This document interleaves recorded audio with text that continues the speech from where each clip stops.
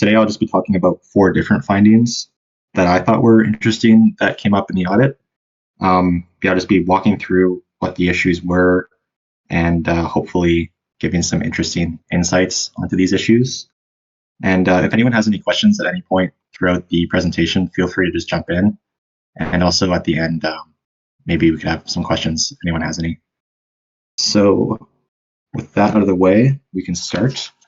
So Maple is a under-collateralized lending platform. So this means that unless it's a special case, anyone can deposit into a Maple pool.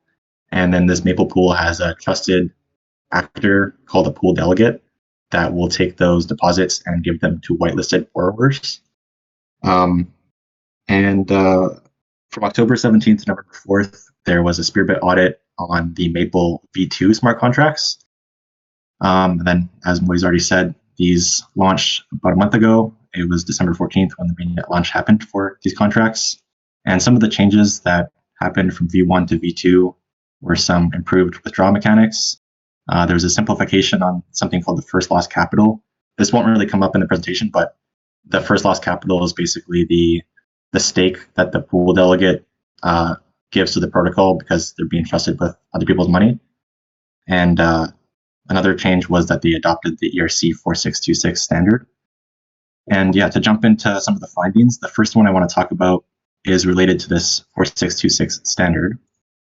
So if you don't already know, the 4626 standard is the tokenized vault standard.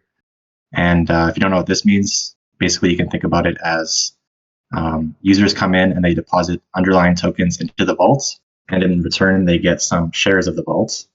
And later on, they can burn those vault shares to get their fraction of the underlying tokens, which hopefully would have increased over time as yield came into the vault. And also, just for the record, throughout this entire presentation, I'll have these code snippets, but these aren't verbatim the same code that exists in Maple or during the audit. I just sort of gave the idea of the code so that we can see what the issues were. But even with this code, I wanted to show what the deposit function was like, but this is still a little bit complicated. So even simpler, we can look at essentially what an ERC 4626 vault would look like with the deposit function. So as I was saying, the idea is the user comes in and supplies some amount of underlying assets, and then in return gets some amount of shares of the vault. And the way that the protocol usually determines how many shares to mint of the vault depends on 2 different cases. If it's the first time ever that someone's depositing, then the total supply will be 0, and then the amount that's minted is just equal to the amount of assets that are supplied by the user. And then in the second case, it's not the first deposit, and this formula is used, and this is essentially using taking the proportional amount of the underlying deposit tokens and giving you that proportion of the total supply. You can see this because assets divided by the pre-transfer deposit token balance, let's say that's 50%, then you would get 50% of the pre-mint total supply. So that sort of fraction makes sense. But yeah, this is like a pretty typical way to implement the deposit function for a vault. But there is a pretty common issue that comes out of this implementation. It's not like a logic issue or anything. It's just a way to exploit this. And you might already know it. The idea is that this formula right here is using, obviously, a division right here. And in Solidity, everything is integer division, meaning that things round down. So as a security researcher, you might start to think, like, rounding down is going to negatively affect the user. So what's like the worst possible thing that could happen here? It turns out the worst possible thing is actually pretty bad. The first user specifically is pretty susceptible to an attack that would make a rounding error very large, and they would lose a lot of money. The idea is that, well, the first user is the most susceptible because the total supply is pretty easily manipulated if no one has deposited it in the protocol yet. And to show you how this attack kind of works, there's a chart that I made. The idea is that the victim would be, if it weren't for the attacker, the victim would be the first person to deposit into the protocol. And most of the time, people send their transactions through the public mempool. So anyone could have seen this transaction before it gets mined into a block. And specifically, an attacker could have seen this transaction and done what I'm about to describe, which is a complicated way to extract some money from that victim. So the first transaction in this sort of bundle would be actually the attacker depositing first, so sort of like a front run. What the attacker would do is they would deposit one way of the collateral token, which in this case, or the deposit token, I mean, which I'm just using WETH as an example here. So since we know that the total supply is 0 here, they're minted one way because they supplied one way. So this is what the total supply and balance of would be at the end. The second transaction in their bundle would be kind of strange. They would manually transfer 100 WETH directly to the contract. The reason, like the kind of rationale behind this, is that they're inflating the value of a single way of the vault share. So now after this manual transfer, the balance of the WETH in the vault would be 1 plus 100 times 10 to the 18. And this 10 to the 18 is coming from the fact that WETH is an 18 decimal place token.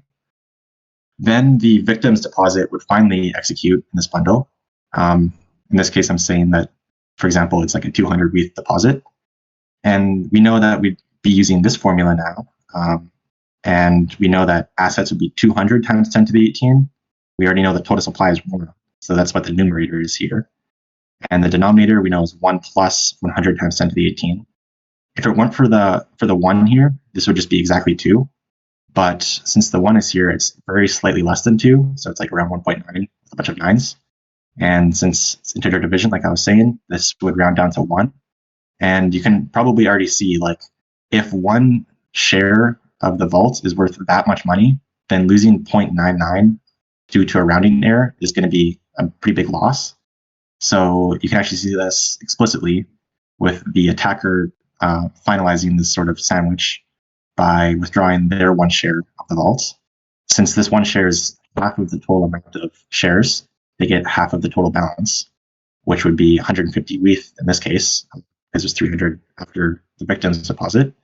And since they started with 100 WETH, they would end up with 50 WETH profit, all at the expense of the victim.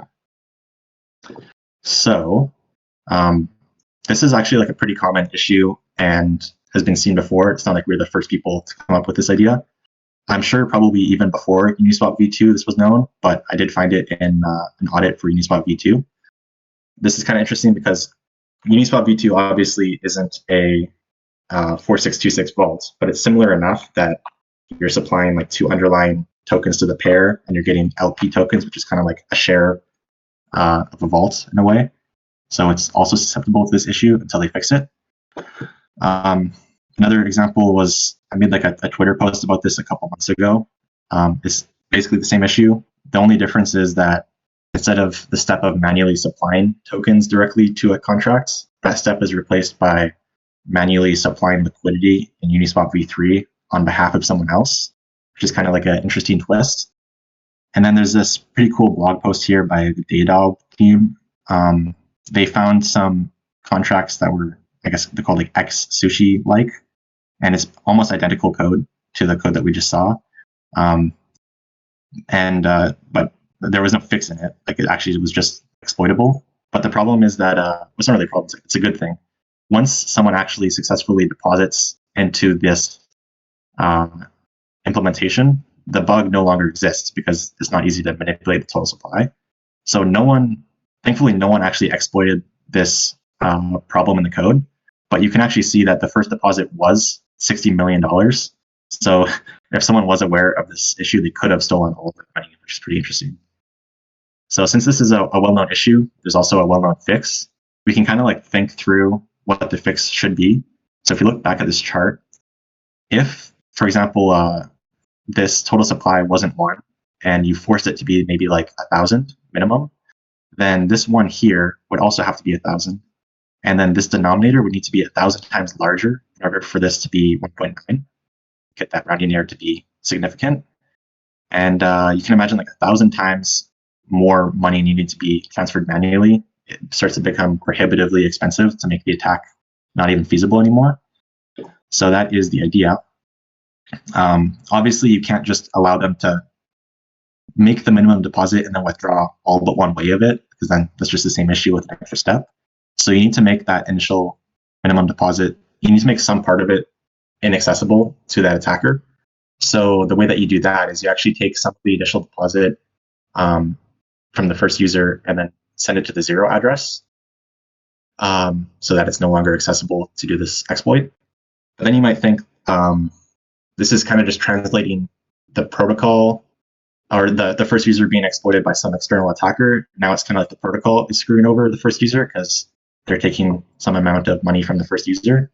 But in reality, with my example of like 1,000 way minimum, this is pretty insignificant for most tokens because most tokens are usually at least 6 decimal places. Most of the time it's 18 decimal places, so 1,000 is basically nothing. And Maple actually took this a step farther, where their initial mint amount, which they call bootstrap mint, was configurable on a pool by pool basis. So if they think one token needs to have like a smaller amount than 1,000 because it's too expensive, then they could change that. And even more so, they could also just be the first depositor if they want, and then take on that loss. So this is like a pretty good fix for the issue. And I'd say like kind of like a lesson learned from this issue is that if your protocol ever has like some form of you depositing underlying tokens and then getting some shares in return, you probably have to be aware of this exploit because it could also take on different forms like I was kind of talking about earlier. So to move on to the next kind of interesting finding from the audit, this one's also kind of like a classic underlying issue. The idea is that in Maple, there is a loan manager, and the loan manager can have multiple loans. And unfortunately, sometimes these loans will default, and a privileged actor will have to come into the loan manager and call the trigger default function here. And in Maple, there's 2 different types of defaults, or 2 different ways of dealing with the default. There's a non-liquidating repossession, and there's liquidating repossessions. And these depend on whether or not there's collateral in the loan at the time of the default. The problem here is that the way that it was determining whether or not there's collateral in the loan was using this collateral function on the loan. And this was really just returning the stored variable, which was like an internal accounting variable called collateral. So this variable is like incremented when someone posts collateral and decremented when someone uses collateral. So I think probably we all know that this is like a common issue where someone could just manually send the collateral tokens to the loan itself, and then the balance of the collateral token would get out of sync with the collateral storage variable. And yeah, unfortunately, with the Maple code, this handle non-liquidating repossession was incorrectly assuming that the loan having no collateral from this function meant that it had no collateral tokens inside of the loan, which was incorrect, and it led to a revert later down. So technically, someone would be able to send one way of collateral token directly to the loan and then get the trigger default to be temporarily delayed because it would revert. This was only a temporary issue though, because there was a way to sync up the collateral variable with the collateral token underlying balance using this get unaccounted amount function here. So it'd only be a temporary issue, and probably after like a couple minutes, the person that's calling this trigger default function would be able to figure out what's going on, and they would probably send like a flashbots bundle that would first sync up the amounts and then trigger the default, so that would always work. So it's more like a temporary issue, but technically still should be fixed. And the fix is pretty obvious for this. Instead of just relying on the storage variable, actually just look at the balance of the collateral token in the loan. And I'd say the lesson learned from this is that you should never like rely on an invariant of an amount of tokens in your contracts. This is like a really common CTF kind of puzzle challenge too, specifically for ETH. Sometimes some contracts will have an invariant that relies on like not having ETH in the contract or something like that. And even if your contract doesn't have a receive function, you could still manually send ETH using the self-destruct opcode. So it's kind of a similar issue. Just make sure that you don't rely too heavily on like a stored variable being in sync with the actual balance of a token or ETH. Then for the third issue, this was less of like a cut and dry like issue that we've seen before. This is relating to the new withdraw mechanics in Maple. So with the new mechanics, there was like some configuration parameters, and these parameters could be changed by an admin later on. These parameters are like the cycle duration, which is part of the withdraw, the way that withdrawals work, as like a window duration. And the idea of making these changes is that the changes would only take effect after 2 additional cycles have passed. And it even gives a reason right here in the comments that it's done in order to prevent overlaps between the new cycles and the old cycles. The problem with this code right here is with this line specifically, you can see that it's just multiplying to get the initial start time of like the next cycle. It was just multiplying the current start time, or just adding the current start time to 3 times the current cycle duration. But this is incorrect in the case where either 1 or 2 of the next cycles are actually pending changes that would have different cycle durations. So to see what I mean by that, you could imagine if there was no changes and start was just a cycle duration of 1 day, this is what like each cycle would look like. If between day 1 and day 2, someone came in and set the cycle duration to actually be 2 days, and after 2 cycles had passed, that change would take effect, and then from there on, these cycles would have a duration of 2 days. The problem is that if the admin actually changed their mind maybe on day 2, that they actually wanted to set it to 3 days, then it would incorrectly be assuming that this cycle here has a duration of 1 because the current cycle has a duration of 1, but we actually know that this cycle has a duration of 2 because it still has that pending change. So this would lead to issues in the internal accounting because this cycle would actually start halfway through another cycle that is happening, which isn't supposed to happen ever, and would lead to some issues. So the fix for this is just to sum up all of the pending cycle duration values and use that to get the start time of the new pending cycle. And yeah, I'd say this one isn't really like, there's not too much of a lesson learned other than just being aware of like some edge cases and trying to think of all the ways that something could mess up. And for the last kind of thing that I wanted to talk about, this one was just informational, so it's not actually like a real issue, but I thought it was just interesting, and it led to some interesting discussion that I saw. So even before the audit took place, Maple V2, or just Maple in general, even the V1 contracts, need to prevent against different types of MEV and also different types of like unfair behavior. The 2 examples that I thought were interesting, this first one in particular is cool.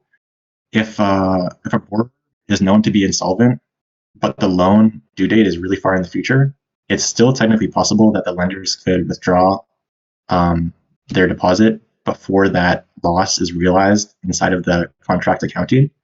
So basically, it's just a race for people to withdraw from the pool, and the last person or the losers in that race will be taking on the bulk of the losses. So obviously, like if you're going on vacation for a week and you come back and you're like the last depositor in the pool, it would be pretty bad, really unfair. So the way that this works in V2 is that the loans can actually be impaired by an admin, and this basically just accelerates that internal accounting to take on the loss earlier, so that it's not going to lead to unfair behavior and everyone will take on that loss equally. And this other one is a little bit more obvious. If the implementation was just discretely increasing the balances of that 4626 vault every time a payment happened, then it would be pretty easy for a MEV bot or someone like that to sandwich that large discrete jump and then come in and kind of capture some of that value that they really shouldn't be because they weren't really deposited when that interest was accruing. So the fix here is to have the internal accounting be set up as if the payment was being streamed linearly, even though the payment isn't actually set up that way. The internal accounting is set up that way so that it's more fair for people and they can't just take a large discrete jump and then profit off of that unfairly. All that being said, though, there was still some interesting discussion on what type of unfair behavior does still exist inside of the protocol. So there's 2 kind of examples, and they're pretty difficult to mitigate.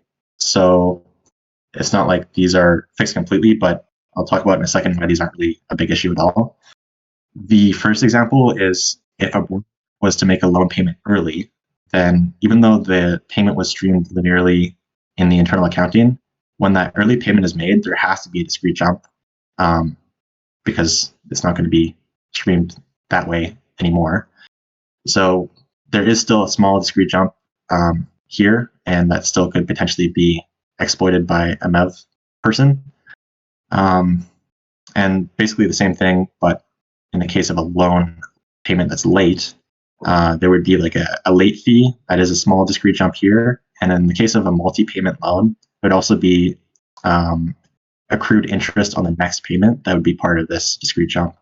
So in both cases, there's a discrete jump, and anytime there's a discrete jump, it's possible technically for someone to unfairly take advantage of that jump. But all that being said, these jumps are pretty rare. And even when they do happen, they're probably small enough that it's not really likely that they'll be exploited. And probably an even bigger deterrence is that anyone who wants to sandwich this, even though I've been saying they can just sandwich it, it's actually not that simple because the back half of that sandwich would have to be going through the withdrawal cycles, which could take like over a day. So this wouldn't be atomic, and they couldn't just send this through Flashbots and make an instant profit. And it would be pretty uncertain if it even is profitable because they'd have to go through that withdrawal cycle. So that was just like an interesting sort of discussion about being aware of these kind of MEV issues. So that was the last issue that I had written down to talk about. So I can answer any questions if anyone has any about anything about Maple or the audit in general.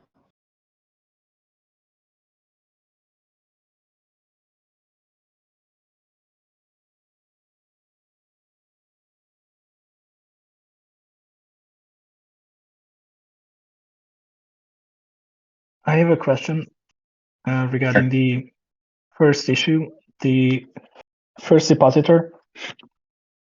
And the question is whether it was considered, and maybe not specifically in Maple, just generally across by anyone, to do the first deposit in a constructor.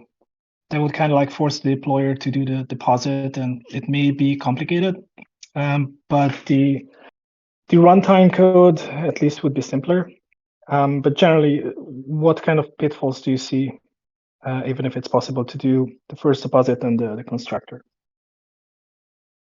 Yes. So this actually was discussed in the Maple audit. I'm not sure if it's exactly the same thing that you're talking about, but it probably is. Their idea was to, in the constructor, there would be like an initial deposit that isn't backed by any actual deposit, but all of the other calculations would take this into account that it's not backed by anything, and like correspondingly add or subtract like that initial deposit.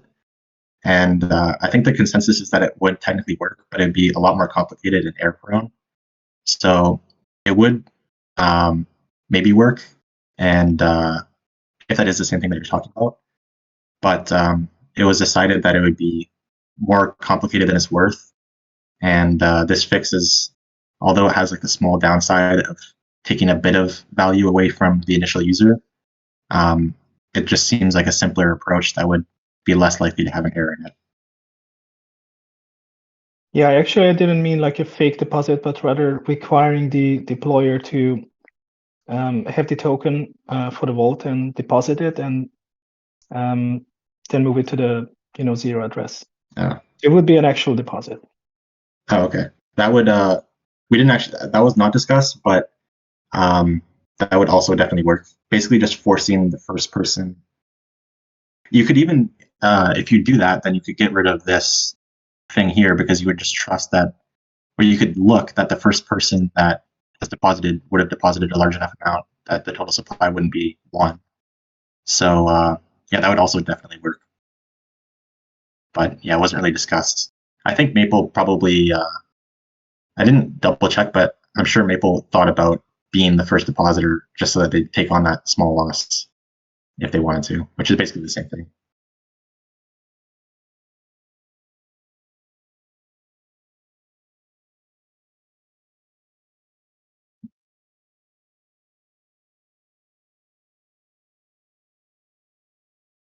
Also, I forget if I mentioned this, but there is this check here that shares to mint is not 0. This seems like it would help. It actually does help quite a bit, but it doesn't fix the issue entirely, obviously. If this check wasn't here, then the attacker would have been able to get this to be 0.99, and then they would have taken all of the victim's deposit instead of 25%. And I think another way to fix this potentially would be to make this require statement something like require shares to mint greater than 1,000, because if that was the case, then that's like another way of artificially requiring this one to be 1,000 and making this too expensive to do. But I haven't seen anyone implement that as a fix before. Do you know what the bootstrap mint value is for Maple? I think we recommended 1,000, but they did leave the ability to change it. But it was definitely recommended 1,000 because that is also what Uniswap V2 does.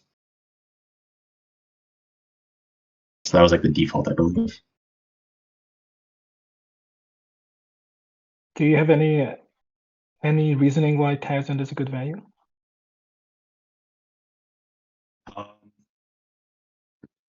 So I remember thinking about the worst possible token that could actually have like a pretty big loss by taking 1,000 shares away. The worst I could think of was like a wrapped Bitcoin, which I think has 8 or 6 decimal places, and obviously one Bitcoin is worth a lot. So I think 1,000 was like around $20 at the time, or maybe that's like an order of magnitude off, but still like enough to be worth several dollars. So I think anything more would be too expensive, and 1,000 is sufficient that it most likely makes this attack infeasible.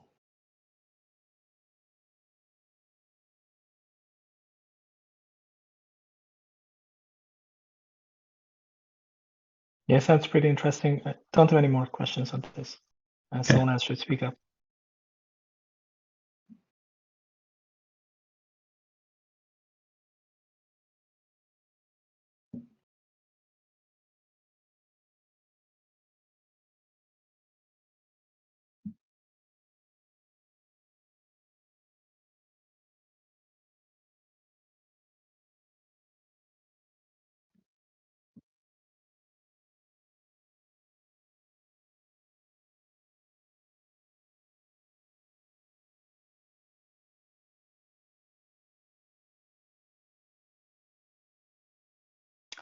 Yeah, while others are thinking about questions, I'm going to ask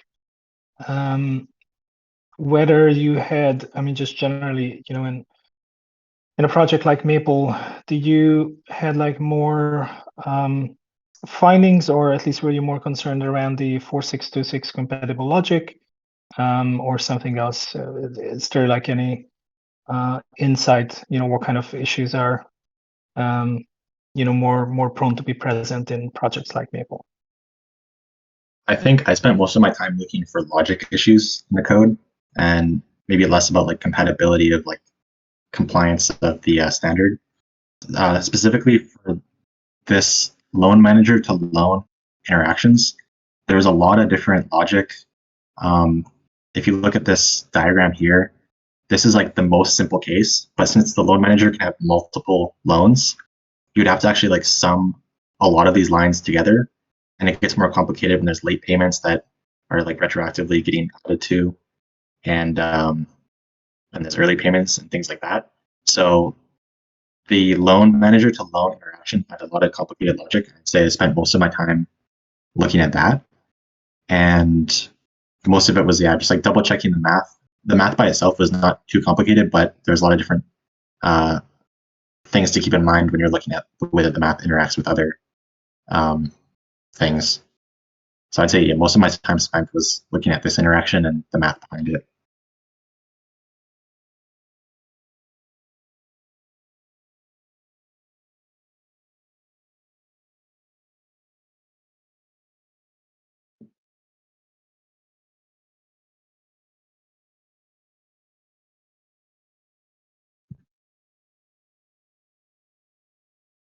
Yeah, I would say good job, everyone. On every single review, these systems are rather complex.